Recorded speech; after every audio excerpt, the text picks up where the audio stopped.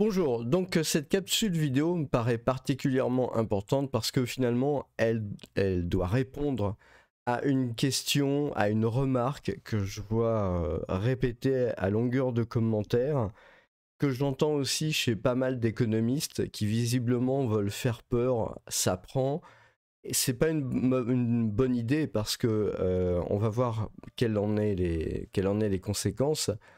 C'est est-ce que la France risque d'être mise sous tutelle à cause de la dette publique, comme le fut la Grèce dans les années 2010 à peu près. Est-ce que la France va subir le même sort dans les trimestres qui viennent? Donc déjà la réponse courte c'est non, absolument pas, il faut pas arrêter de le répéter. Non, et en plus, je pense que c'est même extrêmement grave et c'est très contre-productif de penser ça. Je pense que c'est un peu toujours pareil. Je veux dire, on peut être de droite, de gauche, de tout ce qu'on veut, mais à un moment donné, il faut quand même regarder les chiffres de manière objective. Après, vous pouvez faire ça ce que vous voulez, vous pouvez tordre les trucs dans tous les sens pour aller dans votre, comment dire, de votre point de vue politique. Moi, ça me choque pas, mais à la base, il faut quand même regarder les chiffres tels qu'ils sont. Et donc la crise de la dette publique grecque, elle s'est passée au voilà, début, après la crise des subprimes. La Grèce avait vraiment un très fort taux d'endettement, 177% du PIB. On en est très loin. Je veux dire, on peut ne pas être pour l'endettement de la France, bien entendu, mais voilà, on n'en est pas à 177% déjà pour commencer. Et un fort déficit budgétaire, 13% du PIB. Bon, cette année, il a été découvert finalement qu'on était aux alentours de 7. Bah, ça reste quand même deux fois moins, quoi. Je veux dire, voilà, il faut rester raisonnable. Cette situation n'entre pas dans les critères de convergence. Ouais, ça c'est le moins qu'on puisse dire. Et puis, alors, mise au point par la banque d'investissement, l'ampleur des problèmes structurels du pays, bon, sa difficulté à prélever l'impôt, alors sa difficulté à prélever l'impôt, en France on n'en est pas là, je veux dire clairement, son budget militaire surdimensionné, oui parce qu'ils sont en mine de rien en situation, alors, je ne sais pas s'ils sont en guerre, mais en tout cas ils sont en situation de pré-conflit avec la Turquie, depuis des années, hein, ça a toujours été l'ennemi millénaire même, hein, la Grèce et la Turquie. Donc il y a des gros budgets militaires bien plus importants que l'équivalent en France, quoi. Et puis il y a eu des collectes de fonds hors bilan, voilà, des choses pas trop déclarées. Et ça, en France, c'est difficilement possible. Je veux dire, vous êtes sur la chaîne, pour ceux qui suivent un peu, voilà, vous avez l'INSEE, mais vous avez aussi la Banque de France. Voilà, là, j'ai ramené des choses de la Banque de France. Donc voilà, vous avez quand même, vous n'avez pas la possibilité en France d'avoir une arnaque sur les chiffres, d'avoir une falsification des chiffres officiels de la France. Après, on peut toujours dire oui, mais c'est pas possible. Moi, je pense vraiment, c'est carrément pas possible. De nos jours, vous avez des systèmes informatiques, vous avez tellement en fait de points d'entrée pour comprendre ce qui se passe au niveau comment dire, budgétaire, que même les fonds de pension américains, bah, ils parlent de Goldman Sachs, mais j'imagine BlackRock ou tous ces gens-là doivent avoir des calculateurs et des programmes qui permettent de vérifier ce genre de choses-là. Ils sont quand même pas stupides. Donc j'imagine pas, mais alors la moindre microseconde qu'il puisse y avoir une falsification massive en fait des comptes en France. Cela dit, on l'a vu avec les 100 millions, les 100 milliards pardon, de déficit entre guillemets découvert, c'est pas de l'argent qui a été, comment dire, c'est pas une malversation en termes de falsification. Par contre, c'est un escamotage. Ça, pour le coup, oui. Et d'ailleurs, je pense qu'une commission d'enquête doit absolument se prononcer sur ce sujet. C'est un véritable escamotage, puisque c'était calculable et ça a probablement été calculé. Il faudra que l'enquête le détermine, etc. Enfin, vous voyez, bon, Alors voilà, on en est à peu près là. Mais je vais vous montrer les chiffres, hein, parce que ça c'est une capsule qui est destinée à rester sur la chaîne pour répondre justement à ce sujet-là. Donc je veux pas que la vidéo soit super longue, mais par contre, voilà, il faut que je vous présente nécessairement les chiffres. Donc voilà, on part un peu avec cette base-là, hein. C'est un problème qui touche à l'époque l'Irlande, le Portugal et l'Espagne. Et puis bon, voilà, ils décident d'aider la Grèce. Il y a 160 milliards d'euros qui ont été prêtés au pays. Et puis il y a un deuxième package en 2011 quand eh ben, la Grèce fait de nouveau appel au FMI pour aider la Grèce, etc. Donc le gouvernement subit la pression de la rue, bah oui, parce que quand ça commence à arriver là, hein, les taux d'intérêt commencent à augmenter, ça commence à être relativement grave. Et puis après, il y a un peu tout ce qui se poursuit. Donc l'idée, il s'agit en première analyse d'une crise de nature économique liée à la soutenabilité de la dette publique d'un pays sans grandes ressources minières. Donc ça, c'est important. Sans grandes ressources minières, agricoles et industrielles. L'étude montre qu'il s'agit d'une crise politique avec des pratiques hétérodoxes des pays les moins favorisés face aux règles exigées par les États fondateurs. Donc ça, en gros, voilà, il y a eu des malversations. C'est ce que j'expliquais. En France, ça me paraît difficile. Donc voilà, ensuite il y a tout un tas d'accords, mais on comprend bien le truc. Alors je vais vraiment passer directement sur les graphiques, hein. Vous pouvez voir ces perspectives monde, école politique appliquée, faculté des lettres, sciences humaines, Québec, voilà. Bon, j'ai trouvé ça, en fait il y a deux statistiques que je vous montrer. Donc je fais une comparaison, hein, avec la balance commerciale en pourcentage du PIB de la France. Donc c'est les chiffres en noir ici. On voit que le zéro il passe ici. On est dans un état assez catastrophique, hein. C'est la courbe noire. Et puis celle de la Grèce, c'est encore plus catastrophique en fait. On voit que c'était absolument catastrophique. Ça a toujours été très très catastrophique. On voit, voilà, ça oscille ici entre -10 et moins 6, quoi, à peu près. Et on se situe avec la crise de la dette qui arrive là. Donc on voit qu'il n'y a aucune comparaison. La balance commerciale, même si la France, elle n'est pas bonne, elle est quand même pas au niveau de la Grèce, hein. C'est le moins qu'on puisse dire. Ensuite, il y a eu un rebond. Après, il y a eu la pandémie, donc c'est toujours un peu délicat de juger là-dessus. Par contre, ce qu'on peut voir, ce qui doit quand même un peu inquiéter les gens, je dis que la France n'est pas du tout dans le même état de la Grèce dans le cadre d'une crise de la dette, mais il faut quand même faire attention à ce que la balance commerciale, elle continue pas à baisser, parce que sinon, on va se retrouver ici, hein. Eux, ils étaient dans les années 60, 4,67. Nous, ici, là, on est descendu à 3,88. Donc, mine de rien, c'est quand même un peu chaud. Là, en France, on commence à avoir le résultat, en fait, de décennies de politique catastrophique avec l'apothéose de ces dernières années, hein, depuis 2012. Et on est en train d'aller sur la mauvaise voie. Alors qu'on soit sur la mauvaise voie, ça c'est très clair. Maintenant, voilà, on n'est pas sur le même genre de truc.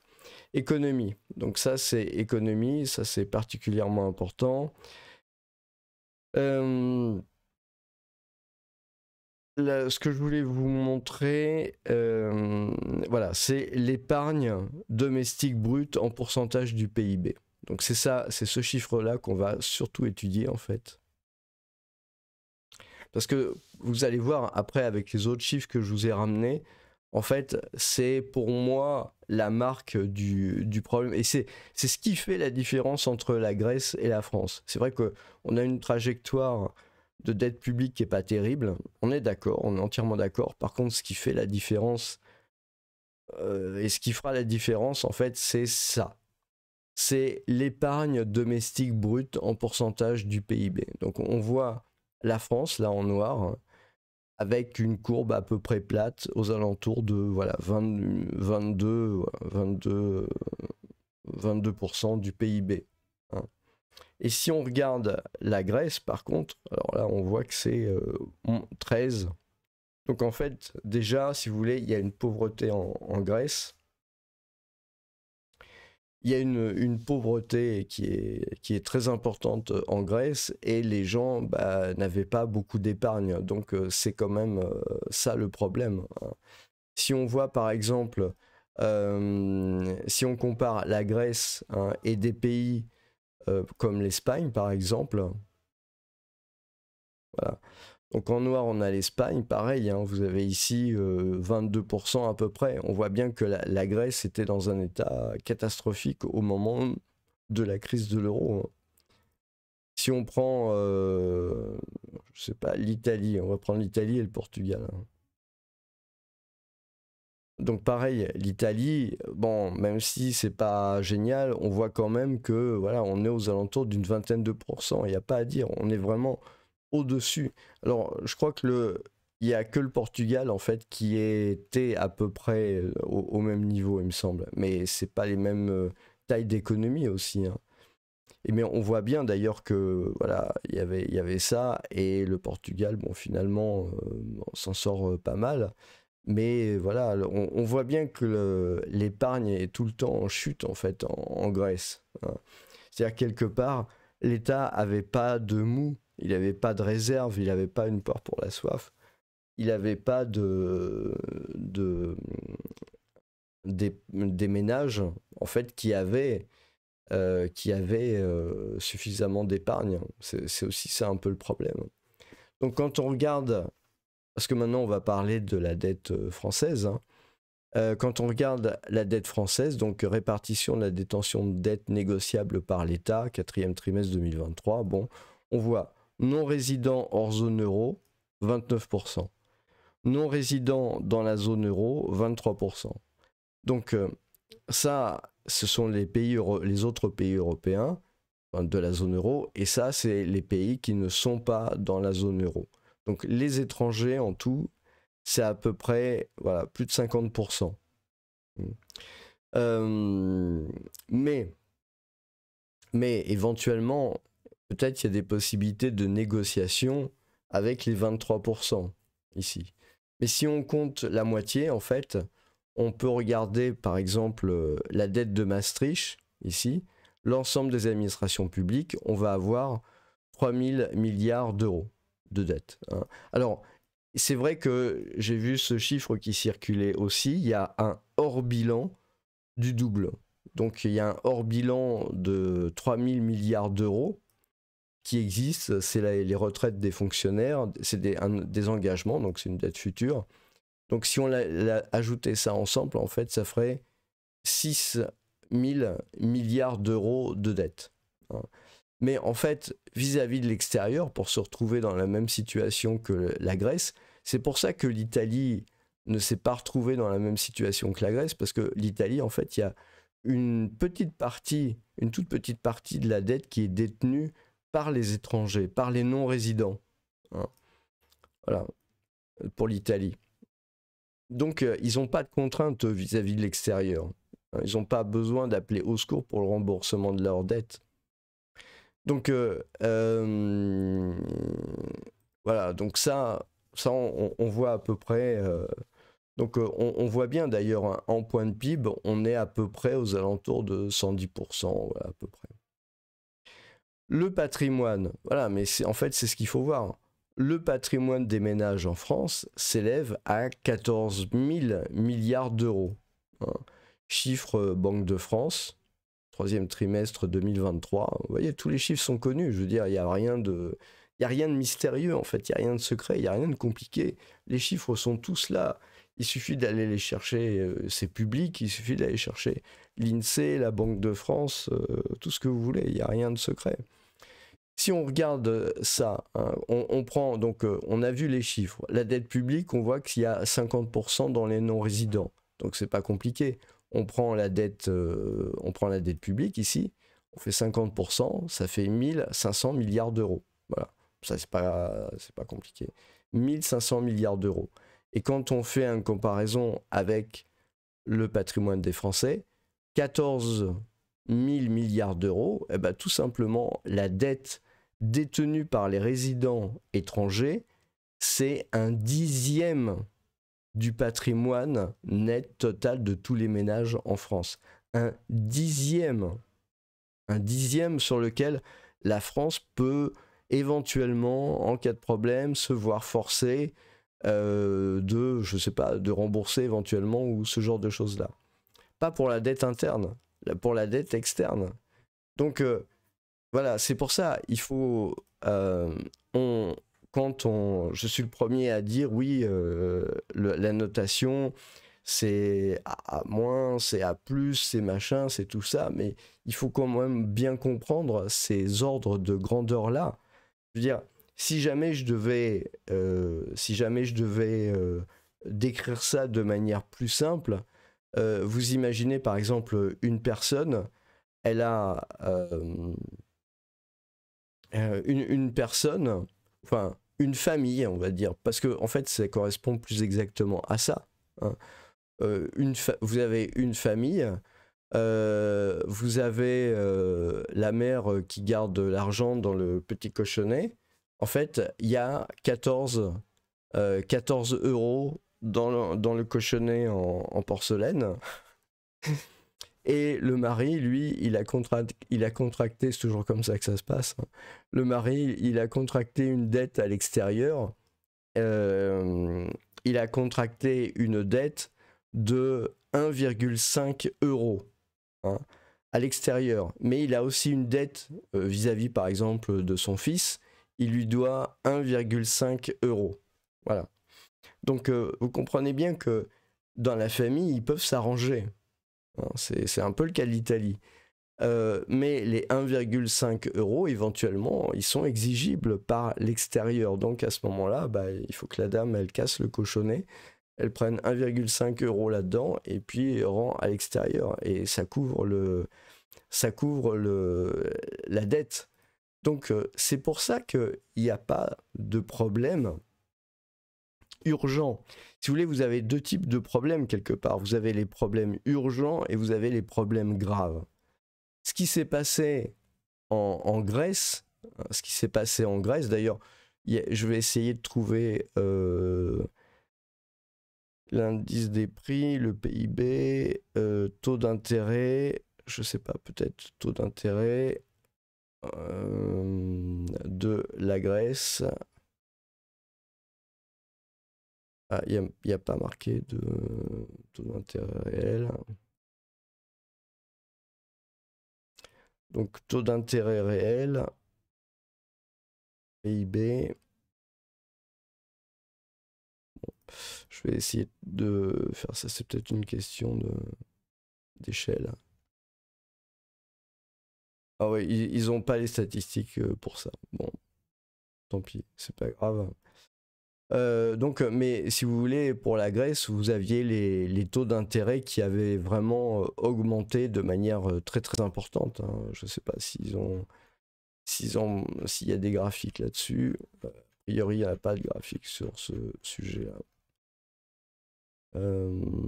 Dette publique comparée avec les États de la zone euro. Donc voilà un peu ce qui s'est passé. Tout d'un coup, la dette, elle a explosé. Mais la dette de la France pourrait aussi exploser éventuellement. Hein, je veux dire, ça pourrait être le cas. Mais encore une fois, vous avez quelque part la poire pour la soif dans le patrimoine net total de tous les ménages en France. Donc si vous voulez, la Grèce, pour en revenir à cette histoire, a eu un problème urgent à régler. Hein, c'est un problème aigu, c'est un peu comme une maladie aiguë. Et donc voilà, en fait, ça a été obligé de se régler comme ça. Nous, on n'en est pas là, on n'en est pas là du tout même. On a par contre un problème, grave. Hein, c'est-à-dire que si on regarde la France, si on regarde l'économie,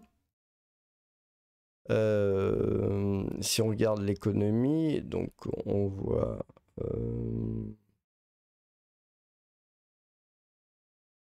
on a la croissance du PIB, mais c'est pas ça. Alors, c'est le commerce, voilà, c'est ça que je cherchais. La balance commerciale, voilà.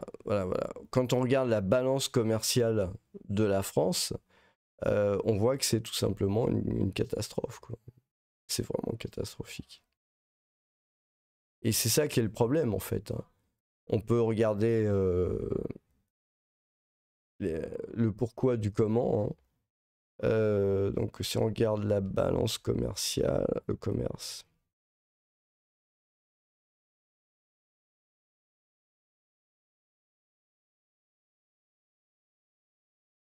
Exportation de biens et de services. Exportation de biens et de services.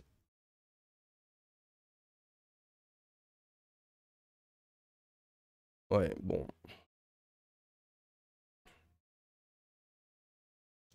Donc on voit que c'est en augmentation, mais par contre, oui, il y a l'importation qui pose problème.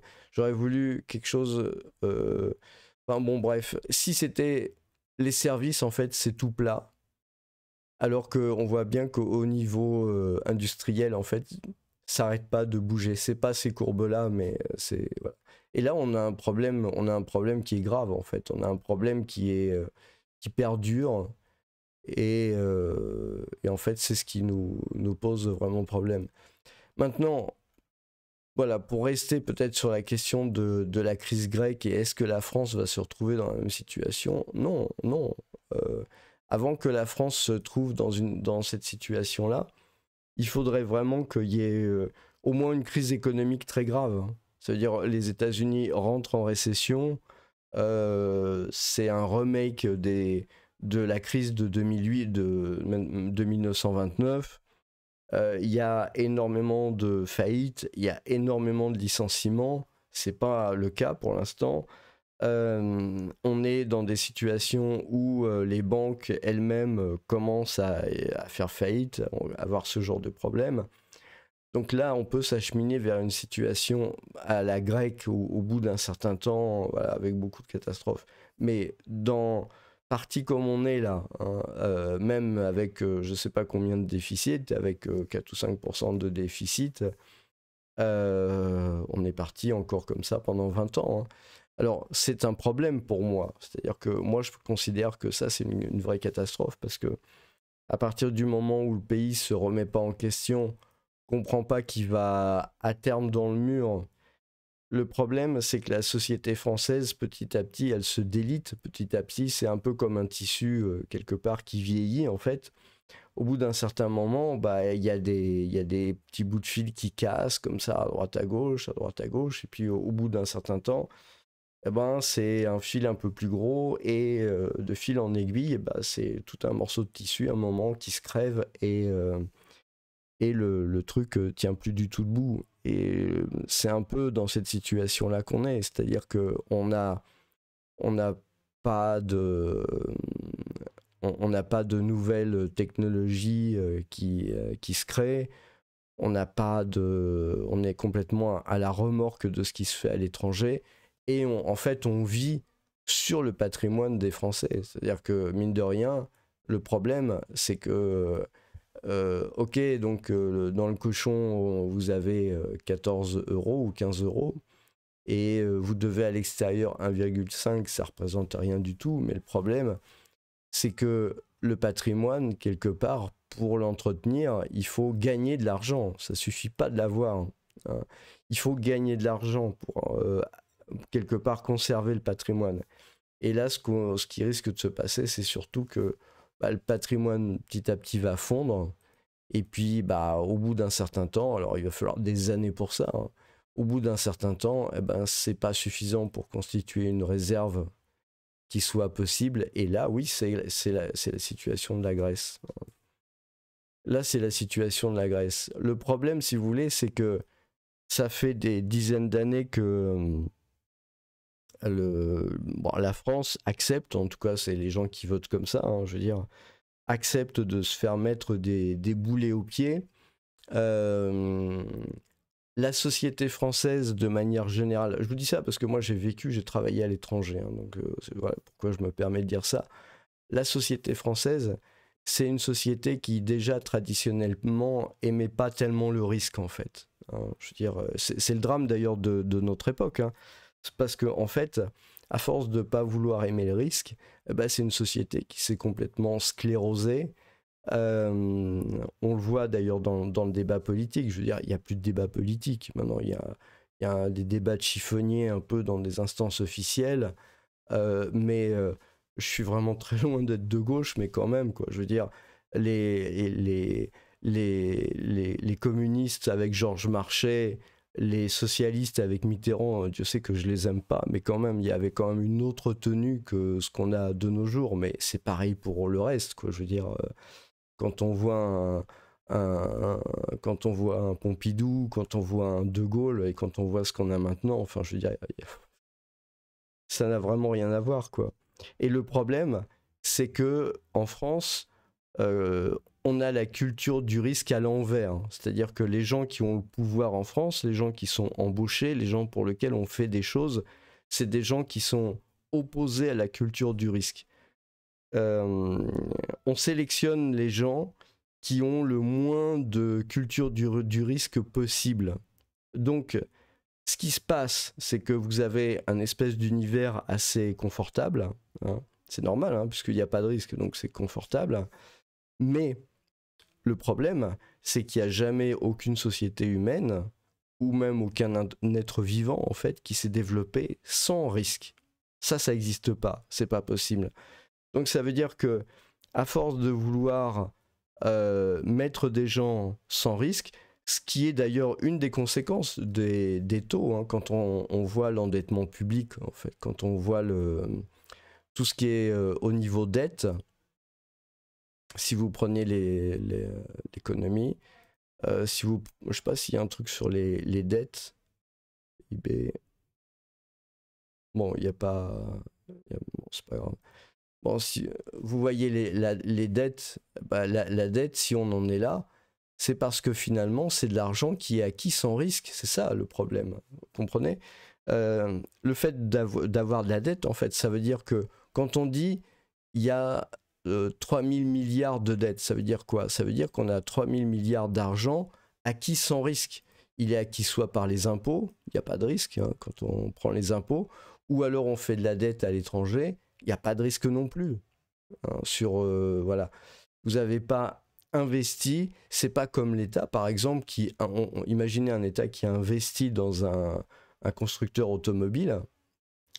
L'État finance la mise en place, etc., tout ce qui va. On est d'accord que c'est pas ce qu'il y a le plus efficace, mais je prends ça pour l'exemple. Ensuite, l'État vend les voitures, il en tire un bénéfice. Là, il a pris un risque, si vous voulez. Il a pris un risque parce que il a monté un business, il a fait quelque chose comme ça. Le problème, c'est que c'est de moins en moins ce qui se passe en France. C'est-à-dire qu'il y a de moins en moins de prise de risque, même dans les entreprises, mais je dirais même surtout dans les entreprises. Le problème, c'est que le système, je veux être gentil, le système, en fait, favorise un certain profil de gens qui ne comprennent pas le risque ou n'ont pas la bonne gestion du risque ou un problème avec le risque. Donc ça vous fait des entreprises qui vivent, qui vivotent, c'est bien, mais c'est pas avec ça que vous faites des champions économiques dont la France a besoin. Et c'est pour ça, d'ailleurs, qu'elle n'a plus ces champions. Elle les avait à l'époque où les gens prenaient des risques, où il y avait des hommes d'entreprise et tout ça qui créaient et qui prenaient du risque pour amener leurs entreprises. Et maintenant, il n'y a plus du tout ça. Donc, le résultat, pas de prise de risque. Vous avez sur les marchés internationaux d'autres entrepreneurs qui vont se trouver en Chine, en Inde, en Corée, au Japon, où vous voulez, qui eux prennent des risques et qui prennent des parts de marché, et c'est le résultat catastrophique du commerce international. Mais il n'y a pas que ça. Il y a aussi le fait que quand on n'est pas dans une société de prise de risque, on est dans une société qui se sclérose et qui se referme sur elle-même, qui se pourrit elle-même quelque part, et qui arrive plus à rien faire. Elle est complètement en train de se gangréner toute seule parce que justement, elle refuse de prendre les risques. Mais ça date pas d'hier. Enfin, je veux dire, ça date d'il y a... C'est des problèmes de dizaines d'années. Les jeunes et inexpérimentés Mozart socialistes de la finance ne sont un des derniers avatars, qu'un des derniers signes du système. Mais voilà. Alors maintenant, qu'est-ce qui pourrait changer la donne?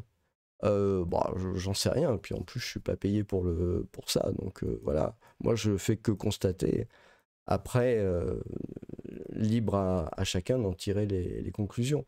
Mais voilà, c'est un peu l'idée. Et donc, vous comprenez bien, dans mon esprit, la France, elle est dans un état extrêmement grave parce qu'on va petit à petit dans cette direction, mais on n'est pas dans une situation urgente parce qu'on n'est pas du tout, et très loin s'en faut, d'un scénario à la grecque.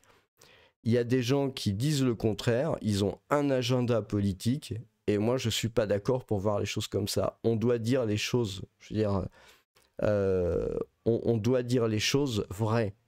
Après, on peut dire je vais prendre telle décision parce que j'ai envie de prendre telle décision, pourquoi pas.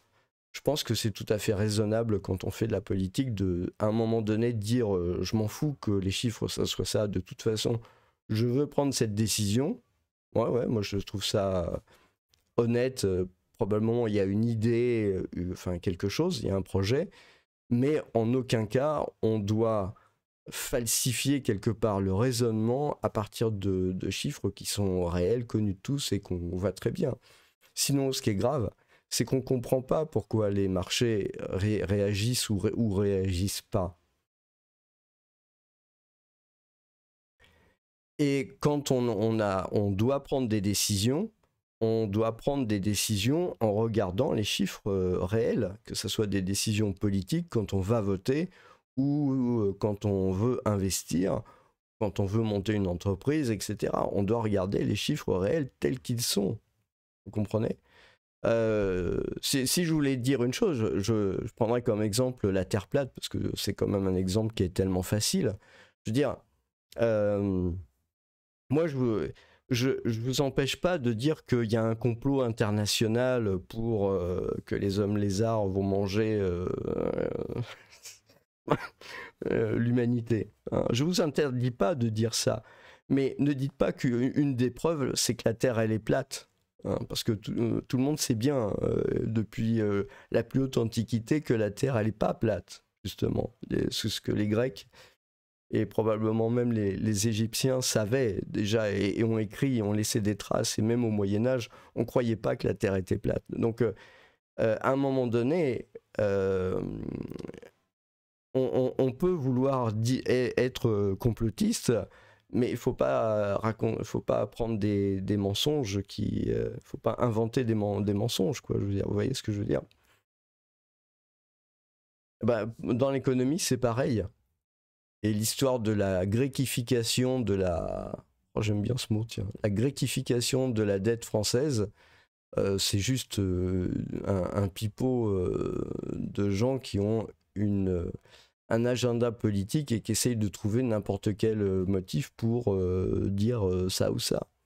Mais je trouve que c'est une très mauvaise chose de dire, de faire peur aux gens pour les faire aller dans une direction. Je veux dire, à un moment donné, on peut leur dire, mais maintenant on va dans la direction parce que c'est comme ça, point barre. Et j'ai pas envie de vous mentir pour vous ramener dans cette direction. Voilà. Voilà, je vous remercie et je vous souhaite une très bonne journée.